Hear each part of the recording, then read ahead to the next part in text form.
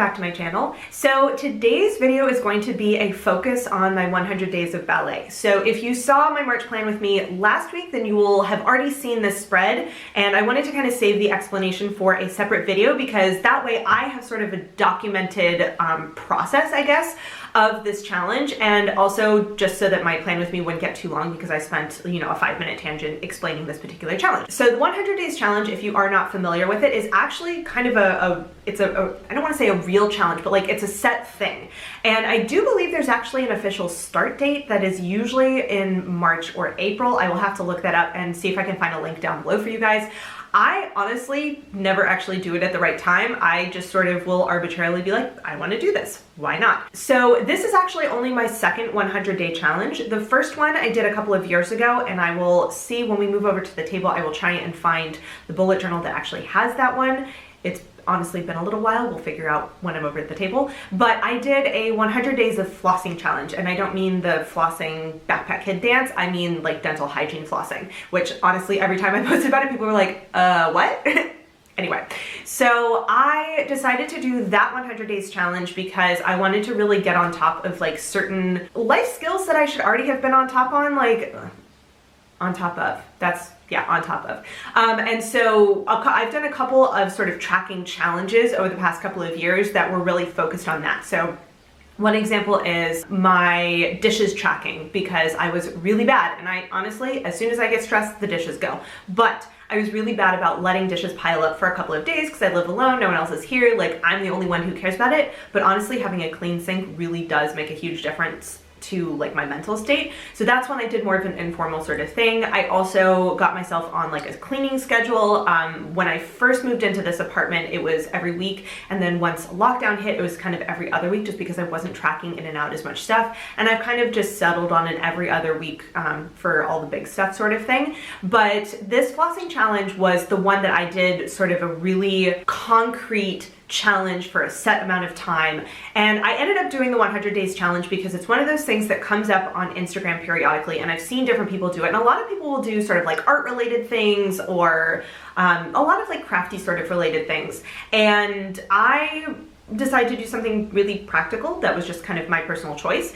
And it is an official kind of challenge, and I'll see if I can find information down below. I don't know if there's a website or a blog post or what have you, but I do think that there is an official kind of start date. I want to say it's like March or April. However, I never actually follow that. I will start seeing posts on Instagram, and a couple of years ago it inspired me to do the flossing challenge, and this year it inspired me to do 100 days of ballet. So basically, the idea is that you set a thing that you want to do for 100 days, and you can either set it where you want to do 100 consecutive days or just do it for 100 days, even if they're not consecutive. And there are usually some other kind of little rules. So I have set some pretty specific rules for myself because that just sort of helps me stay on track. And I guess, first thing, why am I doing 100 days of ballet, right? That's kind of a random thing, especially given that I basically do like journaling content and sewing content and all of that kind of stuff. Well, it's story time. So I have wanted to take an adult ballet class since, honestly, probably since about college. I don't know if I really was like thinking about it at the end of high school, but I think in college was when I really started thinking like this would be a really cool thing to do. And part of it is because I did marching band in high school. I did color guard for my last year of high school and my first year of college. I also was able to do a karate class briefly, just series of events anyway. And I sort of figured out from doing these different activities that I actually really enjoy the like repetitiveness of learning choreography. And I mean, if you have done color guard or if you've seen color guard or marching band or any of those things, like you'll know like that's really what it is. So I really enjoyed doing that. I really enjoyed having sort of a structured, you know, when we did color guard, we would have our warm-ups. And honestly, as I'm going through this ballet class now, I'm like, oh, actually, I know a lot of these because they were literally the warm-ups we did for color guard. Cool. And I got out of the habit of it. You know, when I was in college, things got busy. I had to do a lot of volunteer work and stuff for my program, and so I stopped doing color guard, and I just sort of got out of doing those kinds of activities. But in the back of my mind, like every 6 months or every like year or so, I would think, oh man, it'd be really cool to do an adult ballet class. And every once in a while I would do a little bit of research and try and figure it out. And either it was always really expensive, far away from my house, or at weird times. Like it was some combination of those things. And so over the years, I have tried different things as kind of like a substitute to doing an adult ballet class. So I did, oh my gosh, I can't even remember what this class is called. I found this, I did a Zumba class through work and I was not a fan. I'm sorry, but like clapping and for animation is not my jam.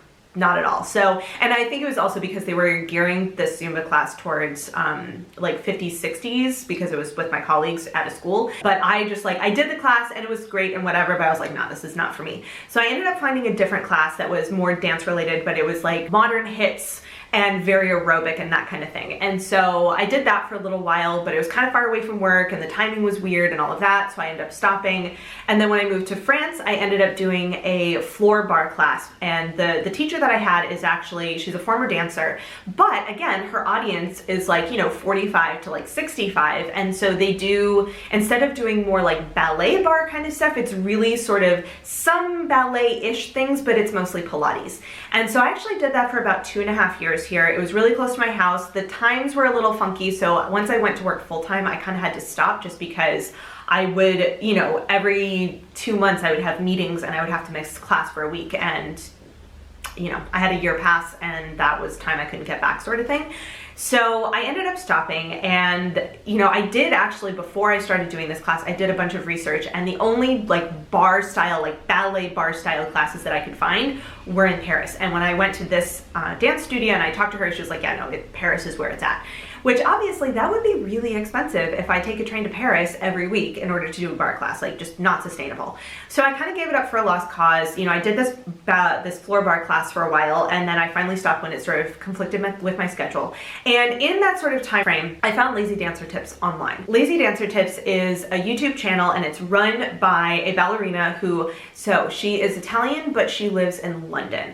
And she has this incredible library of just stretching routines and workout routines, and she's got some center bar and like center ballet and bar and like all of this kind of stuff. And she does a lot of different things. So like there's stuff on you know, motivation and keeping like setting good goals for yourself, and just like all kinds. It's a kind of a general workout thing, but she does tend to kind of focus things more in like the ballet, maybe a little bit of Pilates, maybe a little bit of yoga, like that kind of stuff.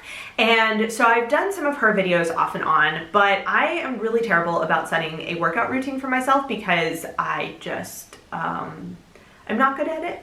You know, it's never like as much of a priority as it should be because I'm like, oh, well, I walk a ton, like it's fine. But I have noticed the older I get, the more my body really needs to have some kind of a stretching routine at a minimum, because I like to sit in really weird configurations. I mean, I curl up into like the tiniest little huddle on my couch whenever I can, and I need to be flexible in order to do that, because otherwise I start getting sore. So I was not actually thinking about doing this 100 days challenge at all until I got an email saying, hey, I have this beginner ballet class that is currently super on sale, because obviously any sort of classes like this, especially if they're online, they're going to be a couple $100s, because obviously it's a lot of work to go into making them. And it would be the equivalent of if you were to get, you know, a 3-month gym membership, for example. And so she actually had it really on sale for, I think it was about 30 bucks. And I saw it and I was like, I'm gonna end up getting this, aren't I? Yes. And I made myself sleep on it. And I was like, you know, am I really gonna do this? Like, if I buy this class, am I really going to go through and actually do this? Because I have been known to get online classes and not actually do them.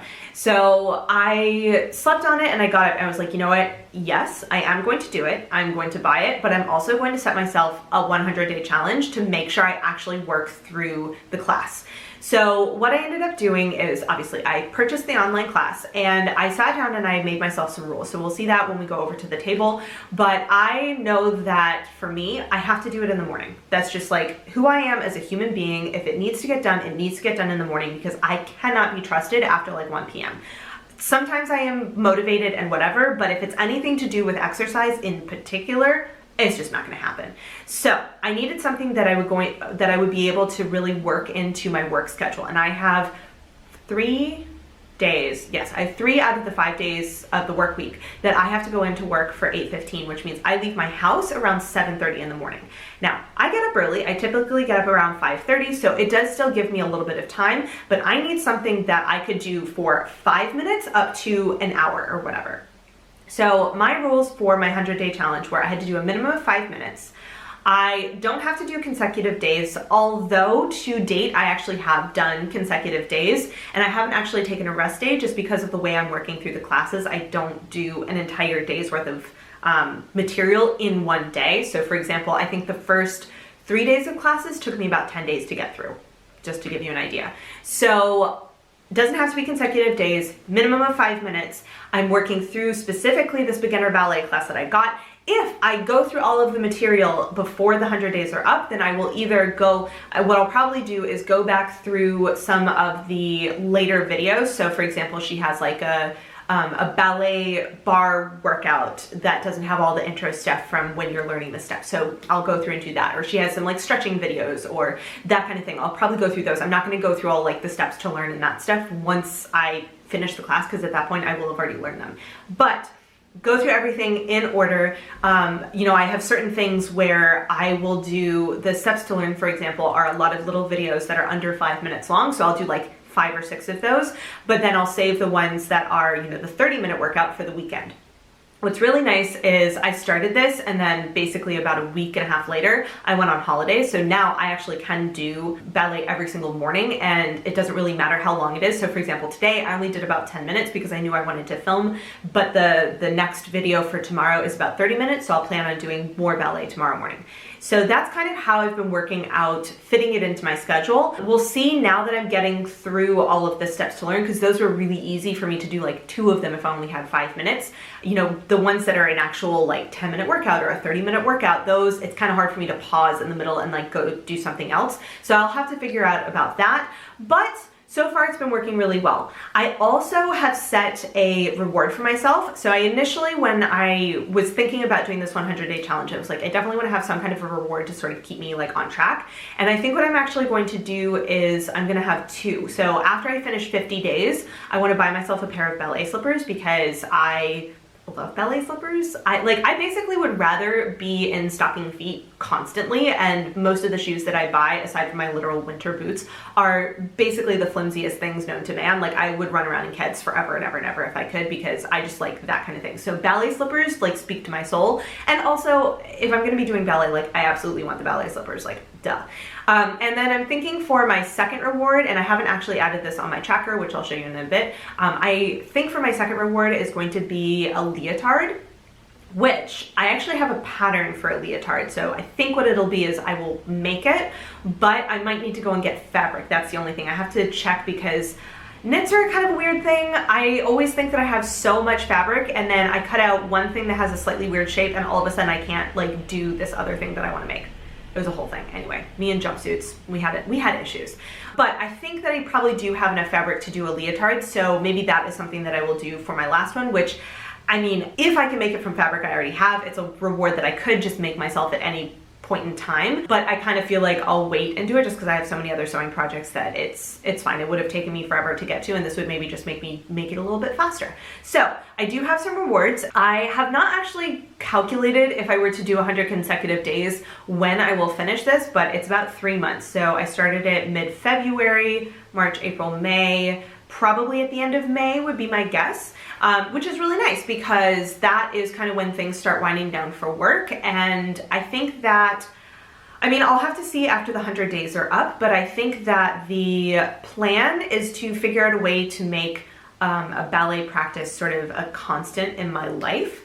And oh, this is one other thing that I forgot to mention about. So one of the reasons why I think that if I make it through this 100 days, which, you know, so far so good, knock on wood. If I make it through this 100 days, I think that ballet is something that I would be more likely to stick to, because unlike a lot of other workout programs, so, you know, any sort of like cardio or whatever, any workout program like that, I get bored. One, I get bored because it's super repetitive and I don't really want to be doing it, but I get bored because it doesn't lead me to anything concrete, right? Because for me, the goal is not to like get ripped or whatever. You know what I mean? Like that's not my goal. My goal is I want to get flexible. Like that is something I've always wanted. I'm not naturally super flexible, and so that's something I've always kind of worked towards. But the thing I like about ballet is that all of these things that I'm learning, one, over time, I will get better and better and better at them.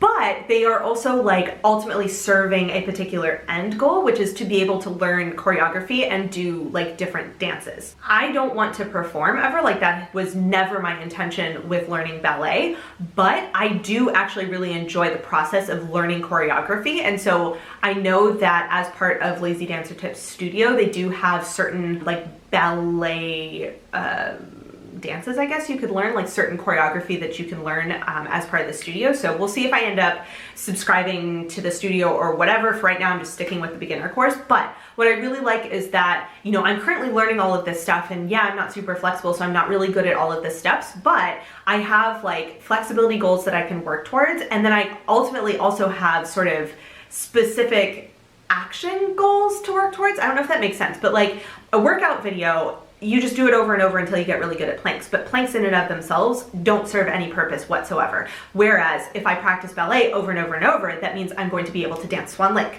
in my house by myself with absolutely no audience, which is not like, that's fine. That's not the point. The point is I want to know how to do this because I think it would be really cool, but I have a very specific like goal to get. I'm not just doing this to exercise. I'm doing this to learn a skill. That's kind of what it is. So that was a really long intro. Let's head over to the table so I can show you the 2 different 100 days trackers that I have been using. They're very simple, but I'll kind of walk you through them, and yeah, let's head on over. So I have found the bullet journal that has my 100 days of flossing in here, so I can show you that, and I have my current bullet journal to show you 100 days of ballet. So let's take a peek. So this one I actually did in 2018, so it's been a minute, and this is my tracker. So as you can see here, I just did a very simple tracker, so 100 days of flossing. I actually also did 2 different yellow colors of pens. I'm not doing that for this one, but for this one I actually labeled all of my days, so I have 1 through 100, and then I have the date that I finished it so I could see if I was doing consecutive days. Now with this one, it was an official challenge, but I didn't really set up any other rules. I literally just had the tracker in here with my start date, and my goal was to finish on February 14th, which I think I miscounted today. I probably used Google and was like 100 days from this date, and as you can see here, I actually finished on February 13th. So I was off by a day. That was probably just my math as opposed to like me having skipped a day because I didn't. Anyway, so this was my first tracker, and I actually really like this style of tracker. I am all for like super simple, super functional trackers, like nothing super fancy. I was like not about to do like little teeth or whatever, which is like super cool if you're into doodling and all of that. I am not, so I just did a grid. So when I went ahead, I actually didn't even pull this out when I decided to do my 100 days of ballet, but because I've only ever done this 100 days challenge, I remembered the tracker that I had done, and so I just ended up doing that again. So let us take a look at this one. So here we go. So this is my current 100 days challenge. Let's see if I can kind of fit everything in there, more or less. So as you can see here, instead of just having the tracker, I went ahead and I did a page with rules and I did a page with the tracker. So the setup itself is obviously super simple. I did a little bit of kind of cursive style brush lettering, but not with a brush lettering pen. Obviously I used my FABER-CASTELL, but I just did a little header, and then I have my rules over here. So I have 5-minute minimum. They don't have to be on consecutive days.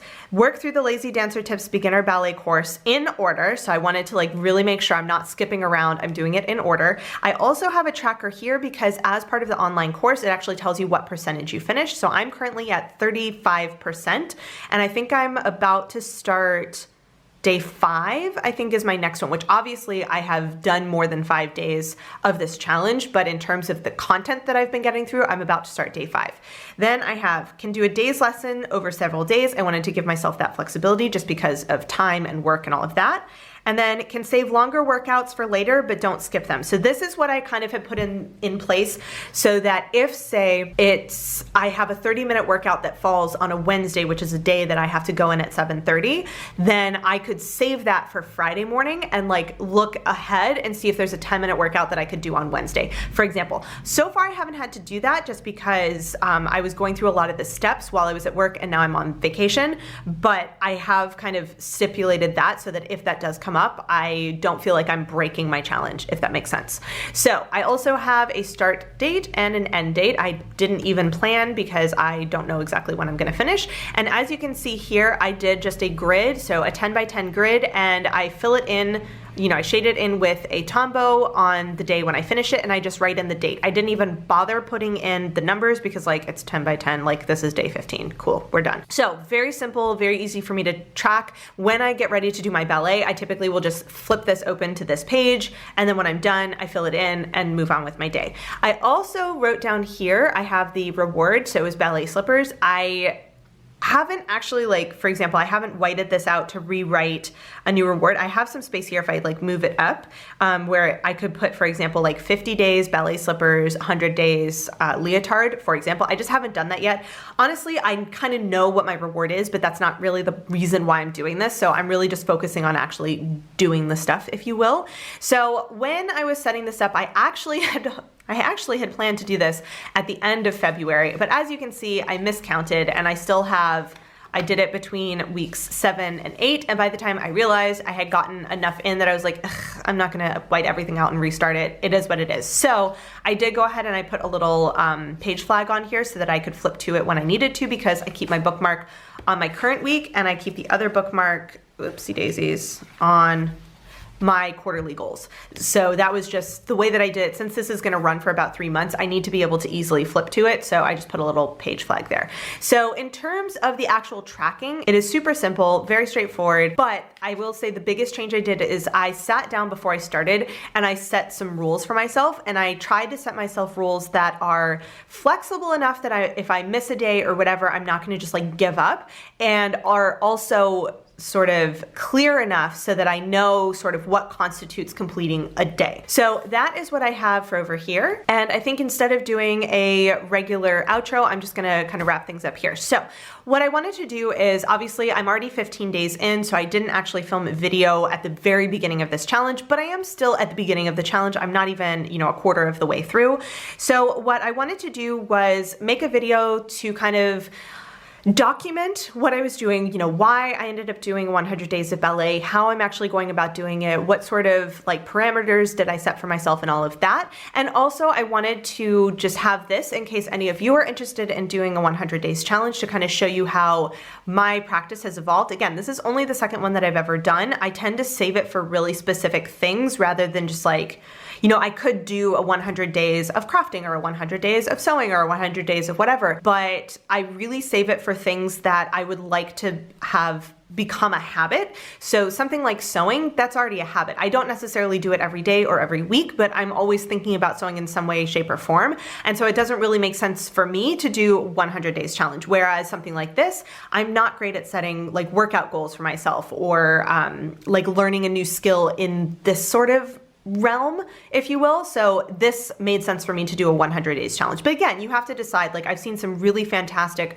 artistic 100 days challenges, some like crafty one, like there's 1,000 different ways that you could do this. This is just kind of the way that I use this particular challenge in order to build new habits, if you will. So I will be back. I don't know that I will necessarily do a halfway point video. I think I'll probably wait and do a video at the end, and I will kind of show you how it has gone and all of that. I will say that unlike, I know some people when they do sort of fitness challenges, they will actually like film themselves doing the stuff on day one, and then they'll film themselves doing the stuff at the end. I have not actually done that. Like I said, I don't have any particular goals in turn, like I would love to be able to do the splits. I would love to get more flexible, and I would love to be able to do some choreography and feel like I have okay form, but I don't really care otherwise. Like, I don't really need to see like, oh, is this challenge, is it helping me lose weight, or am I developing more muscles? Like, I know it's ballet, like it's